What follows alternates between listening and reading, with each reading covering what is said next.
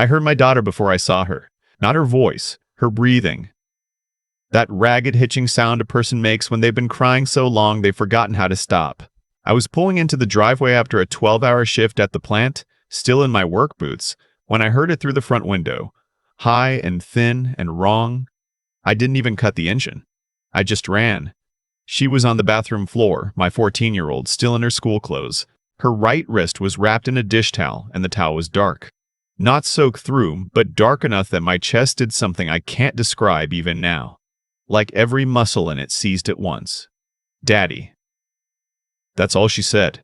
Just that one word, and the way she said it, like she'd been waiting hours to say it to someone safe, is a sound I will carry to my grave. Her name is Simone. She plays piano, not casually, not the way kids plink through hot cross buns in 3rd grade. She plays the way some people breathe, like it's automatic, like stopping would be dangerous. She'd been in the school's advanced music program since 5th grade, and her piano teacher, a retired Juilliard instructor named Mrs. Calloway, told me once that Simone had the kind of hands you don't teach. You just try not to ruin. Those hands were what they went after. Her name was Addison Whitmore, and she was 16. Her father was Lawrence Whitmore. The Lawrence Whitmore if you follow regional politics, which I didn't until that night. He'd turned a family trucking business into a logistics empire that supplied half the distribution centers in the Mid-Atlantic, and he'd parlayed that money into a city council seat and a personal relationship with every judge in the county. The kind of man who doesn't attend the law attends him. Addison ran with 2 other girls, Becca Stanhope, and a girl everyone called Tiff, whose real name I never learned. The 3 of them had decided, for reasons I still don't fully understand, that Simone was the problem. The thing that needed correcting. She was too quiet, too focused, too different. Kids like that always have a reason that doesn't make any sense. The target isn't the point. The cruelty is. It had started small. Whisper campaigns. Locker graffiti. Notes left in her backpack. Things Simone absorbed silently because she thought telling me would make it worse. I found out about most of it only later, piecing it together from conversations with her friends and eventually from Simone herself. Slowly over months of careful talking and careful listening. But that afternoon, the 3 of them had cornered Simone in the school parking lot after orchestra practice. She'd been walking to her bus. There was a concrete planter near the side entrance, waist high, with a metal edge, and they forced her hand against it. That's the part I still can't read in the incident report without my hands shaking. They didn't grab a rock. They didn't use a tool. They used the planter edge. Deliberate. Targeted. They knew what they were doing. The fracture was a distal radius break, what the ER doctor called a high-impact compression injury. Her right wrist, her playing wrist. He told me it would heal, probably. He told me the tendons were intact. He used the word probably 3 times in 6 sentences, and each time he said it, I understood something new about the night I was having. I sat in that ER waiting room for 4 hours with her school jacket balled up in my hands. I didn't cry. I was past crying. I was in a different kind of quiet. My name is Garrett Lund. I'm 31 years old, and I spent 6 years as a combat controller in the Air Force. If you don't know what that is, I'll tell you the short version. We're the ones who go in first. We embed with special operations units, coordinate air support, call in strikes from positions nobody sane would choose to be in. I did 2 deployments to Afghanistan and 1 to a location I'm still technically not supposed to name. I got out 4 years ago because I wanted to be home for Simone after her mother passed.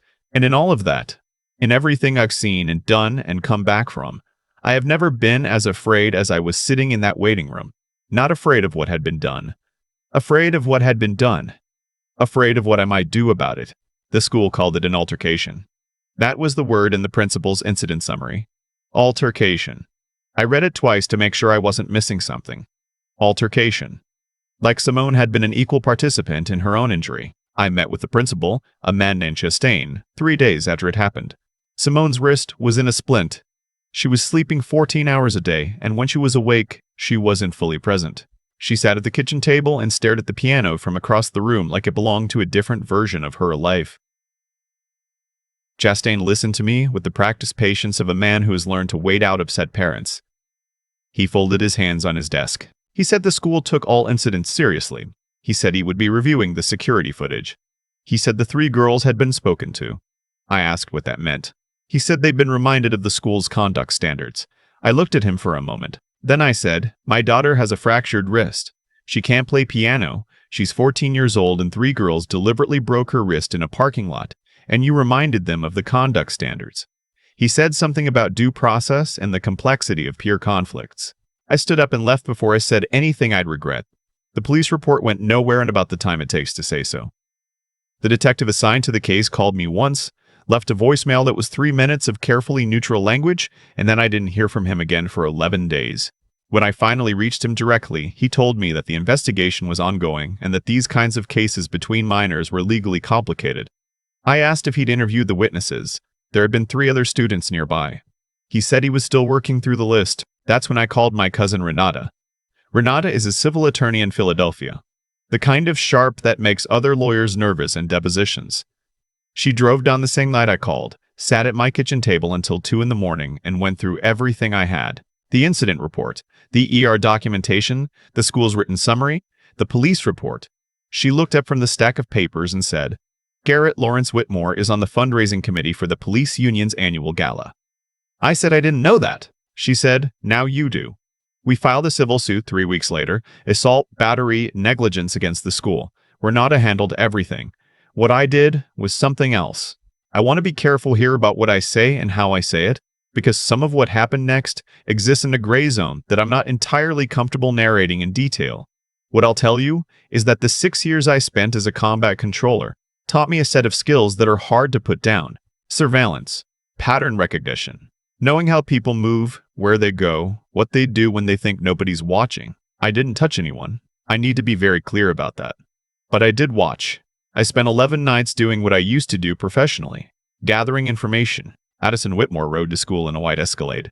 She had a standing Tuesday afternoon appointment at a salon in the county's nicest zip code, 35 minutes from the school. She used her father's Amex to pay for it, which meant Lawrence Whitmore was aware of where his daughter went every Tuesday. He knew her schedule. He knew her habits. He knew everything about his daughter's life, and had chosen not to know what she was doing with it. What I collected over those 11 nights went into a folder. Timestamps, locations, photographs taken from public spaces. Nothing legal. Nothing that crossed a line I wasn't willing to defend in daylight. But when you arrange it all together, the pattern of a person's days, their habits, their routines, it becomes something. It becomes leverage. I passed that folder to Renata. She knew a journalist who covered county government for a regional outlet, a woman who'd been trying to build a story on the Whitmore family's influence over local contracting for 2 years without enough sourcing to publish. Now she had enough. The article ran on a Thursday morning. By Friday afternoon, Lawrence Whitmore had called our attorney twice, the second time with his own attorney on the line. By the following Monday, Chastain had been placed on administrative leave by the school board. The security footage that he had told me was being reviewed had apparently shown quite clearly what happened in that parking lot, and the school board's counsel had apparently decided that being reviewed and being concealed were going to look very similar to a jury. Becca Stanhope's parents settled first, quietly, 2 months into the litigation. Tiff's family, I eventually learned her name was Crystal, settled 6 weeks after that. The Whitmore family held out longest because that's what money does. It lets you hold out. It gives you the illusion that endurance equals strength. But the journalist had published a second article by then, and a third, each one peeling back a different layer of how Lawrence Whitmore had assembled his influence and what that influence had been used to protect. The detective who had called me once and disappeared, he was reassigned. The new detective actually interviewed the 3 witnesses. 2 of them provided written statements that matched exactly what Simone told me in the ER, which meant what had looked like a complex peer conflict was now a documented, witnessed, deliberate assault. Addison Whitmore was charged with felony assault. Becca and Crystal were charged as accessories. Because Addison was 16, her case was processed through the juvenile system, but the judge, a different judge from the one Lawrence Whitmore golfed with on Sundays, a woman named Hendricks who had been on the bench for 19 years and had exactly zero interest in Lawrence Whitmore's feelings, transferred her to adult court. I was there the day she was sentenced. I sat in the 3rd row. I wore a collared shirt because Renata told me to look like someone a jury would trust, and I looked at Addison Whitmore's face when the judge read the disposition and tried to find something in myself that felt like satisfaction. I didn't, exactly. What I felt was quieter than that, more like a door closing on a room that had been open too long. Lawrence Whitmore sat 3 rows behind me. I didn't look at him until we were filing out, and when I didn't say anything. He looked older than he had in his photographs, compressed somehow. like something that had been holding him up from the inside had quietly been removed. His attorney had already told Renata that the civil settlement would be finalized within 30 days. It was. None of that is what I want to tell you about, though. Not really. What I want to tell you about happened about 3 weeks after the sentencing, on a Saturday evening in October. Simone had been working with the physical therapist twice a week since the cast came off. The therapist, a methodical and patient woman, had given her a set of hand exercises to do at home. Small, careful movements to rebuild strength and flexibility. Simone did them every day without being reminded. That's the kind of person she is. I was in the garage that Saturday, doing what I do when I need to think, which is nothing in particular. Organizing things that don't need organizing. Making small, unnecessary repairs. I heard the front door open and close, heard her footsteps through the kitchen, heard the particular creak of the piano bench. Then I heard nothing for a long moment. And then I heard a single note. She held it for a long time, the way you hold something you've almost lost. Then another note, and another, slow and testing at first.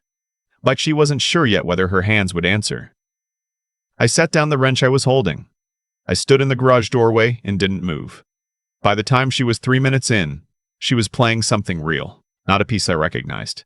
I think she was making it up as she went, which she does sometimes when she's working something out. There was a roughness to it, a hesitation in certain passages, but it was her. It sounded like her. I sat down on the garage steps in the dark, and I listened, and I did not try to stop the way my face was moving. There was nobody to see anyway, just the dark and the music coming through the wall and me. Afterward, she came and found me. She'd seen the garage light on. She sat down next to me on the steps, and we stayed there for a while without talking, the way we've learned to do. She said, "It still hurts a little in certain positions." I said, "I know. That's going to get better." She leaned against my shoulder. She said, "Mrs. Marber." She said, "Mrs. Calloway thinks I'll be ready to audition again by spring." I said, "Mrs. Calloway is usually right." We sat there until the neighbor's porch light came on, and a dog somewhere down the street started its nightly grievance with the darkness. Simone went inside to finish her homework. I stayed a few minutes longer. I've been asked since everything became public, and things became more public than I ever wanted, whether I went too far, whether a father should have done those things, or whether it should have been left to the system.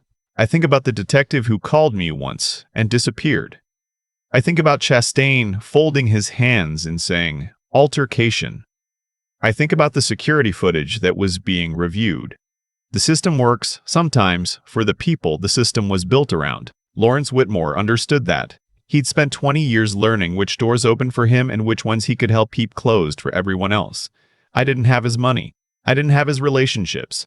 What I had was 6 years of training that taught me how to operate in the dark, how to gather information, how to be patient, and how to wait for the right moment to let someone else make the noise. I didn't cross any lines I wouldn't cross again. Simone is doing well. She auditioned in April, like Mrs. Calloway thought she would. She was accepted into the Regional Youth Symphony's spring program. The director told her she had the kind of hands you don't teach. I know, I've always known. What I didn't know, until that night on the garage steps in the dark, was how far I would go to make sure those hands got to keep being what they were. Pretty far. As far as it took. And I'd do every bit of it again, without losing a night of sleep. Some things aren't complicated. A father's daughter plays piano. Someone breaks her wrist on purpose. And then her father, who spent 6 years learning exactly how much darkness a man can move through without losing himself, decides that the system doesn't get to be the final word. That's the whole story. That's all of it. People ask me sometimes if I went too far. It's a reasonable question, and I've sat with it long enough to give an honest answer. What I did over those 11 nights wasn't revenge in the way most people picture it. There was no confrontation, no raised voice, no moment where I stood over someone and made them feel small. What I did was quieter than that. I watched, I documented, I handed information to people who knew what to do with it, and then I waited. That's not nothing. I know that. Using the skills the Air Force spent years building in me, surveillance, pattern recognition, operating without being seen, in the service of something personal, something that close to my chest, is not a neutral act. I'm not pretending otherwise. But here's what I keep coming back to. Lawrence Whitmore spent 20 years constructing a world where his choices had no consequences. Every relationship he built, every favor he traded, every door he helped close for someone who didn't have his last name, all of it was in service of that one idea, that a man with enough money and enough connections is simply exempt. His daughter grew up inside that world. She learned its lesson completely. You can do what you want to people who don't matter, and nothing will happen, because your father made sure of it. What happened to the Whitmore family wasn't random. It wasn't bad luck. It was the direct result of 20 years of choices catching up to them all at once, because one person, me, Renata, the journalist, the school board's own attorneys who saw the footage, refused to let the usual machinery absorb it and move on. Cause and effect is not complicated. It just takes time, and it requires someone willing to stay patient long enough to let it work. The thing I think about most, though, is Simone. Not the risk, not the legal outcome, not the settlement. I think about who she's becoming on the other side of this. She watched her father refuse to accept a verdict that hadn't been earned. She watched a system that initially failed her get forced back into accountability. She watched what happens when you do the work carefully, legally, and without losing your head. Even when losing your head would have felt so much better in the short term. That's an education I couldn't have given her in a classroom. Integrity under pressure is not a lesson you can explain. It has to be demonstrated. There's a version of this story where I did nothing, where I accepted the principal's language and the detective's voicemail and Lawrence Whitmore's assumption that men like him set the terms. In that version, Simone's wrist heals, eventually, but she learned something else. She learns that the world her father told her to believe in, where effort matters, where right and wrong are real categories, where people are held to account, was a story he told her, but didn't actually live when it cost him something. I wasn't willing to be that version of her father. Simone played in her spring audition, her wrist held. Mrs. Calloway cried, which I have been sworn to secrecy about. I sat in the back of the recital hall and did not cry, technically, though I reserve the right to dispute the exact definition of that word. Some things are worth every bit of what they cost. She is worth every bit of what this cost. And I would do it all again. Every cold night, every careful document, every patient hour, without a moment's hesitation. Not because I'm her father. Because she's Simone. Because those hands were built for something. And I wasn't going to let someone else's contempt be the thing that ended it.